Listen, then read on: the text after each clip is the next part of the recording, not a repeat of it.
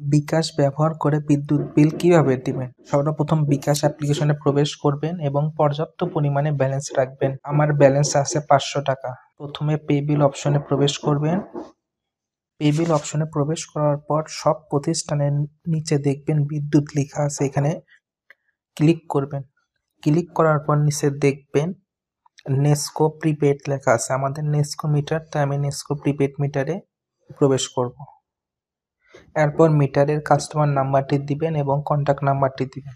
Contact number এবং customer number দেওয়ার পর পে বিল করতে এগিয়ে যাব। পরিমাণ দিব 500।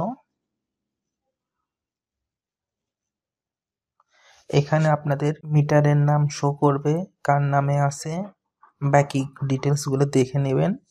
পরবর্তী ধাপে যাব।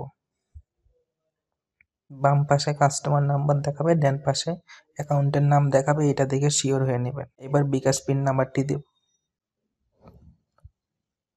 ট্যাপ করে ধরে থাকবো। বিকাশে পে বিল করা সম্পন্ন হইল। এইভাবে আপনারা খুব সহজে বিকাশের মাধ্যমে বিদ্যুৎ বিলের টাকা তুলতে পারবেন।